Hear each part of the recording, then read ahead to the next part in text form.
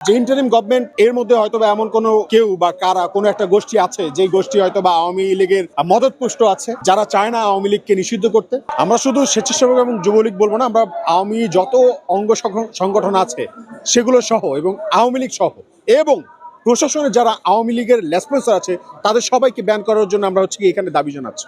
সেই দাবি জানাতে কিন্তু আজকে এখানে রাজপথে আসনাদ ভাই এখন শুরু করেছে, এখানে এসে দাঁড়িয়েছে এবং তার সাথে সাথে যুক্ত হয়ে এখন বাংলাদেশের সর্বস্তরের সাধারণ জনগণ কিন্তু চলে আসছে। আমরা কিন্তু কোনো দলের না, আমরা কিন্তু সাধারণ জনগণ। তো আমরা আসছি, আস্তে আস্তে আমাদের দেখা দেখি আরো 2 জন আসছে, 4 জন আসছে। এখন দেখেন এখানে একটা জনস্রোত হয়ে যাচ্ছে।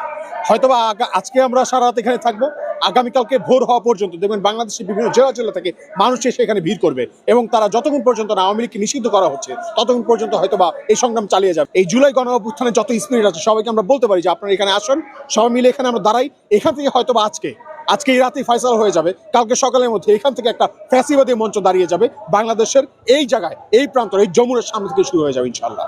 প্রথম কথা হচ্ছে আমার কাছে এখন আমরা যদি বলি যে ইন্টারিম গভর্নমেন্ট এর মধ্যে হয়তো বা এমন কোনো কেউ বা কারা কোনো একটা গোষ্ঠী আছে যে গোষ্ঠী হয়তো বা আওয়ামী লীগের মদতপুষ্ট আছে, যারা চায় না আওয়ামী লীগকে নিষিদ্ধ করতে, যারা হয়তো বা আওয়ামী লীগের যে বাংলাদেশকে লুট করেছে দীর্ঘ 16 বছর যাবত, যে লুটের টাকাটা সেটা তো আওয়ামী লীগ একদম সম্পূর্ণ দেশের বাইরে নিয়ে যেতে পারে নাই, শেখ হাসিনার সাথে সাথে ইন্ডিয়া নিয়ে যেতে পারে নাই। সে টাকা তারা কি করেছে, হয়তো বা সেই টাকা লোভে পড়ে কেউ হয়তো বা আওয়ামী লীগকে নিষিদ্ধ করতে চাচ্ছে না বা করতে পারছে না। তো আমরা এটাও মনে করছি, সো আমরা মনে করি যে অতি দ্রুত আওয়ামী লীগকে নিষিদ্ধ করার জন্য যতটা প্রস্তুতি নেওয়া দরকার সেটা করা উচিত, করতে হবে এবং আদায় করে আমাদের যে দাবি আজকে এখানে আমরা রাজপথে নেমেছি, আবার সেই দাবি আদায় করে আমরা আবার ঘরে ফিরবো। এবং যারা এই জুলাইয়ের শহীদদের রক্তের সঙ্গে বেইমানি করেছেন তাদেরকে আমরা হুঁশিয়ারি দিতে চাই যে বেইমানি করে বেশিক্ষণ টিকে থাকা যায় না।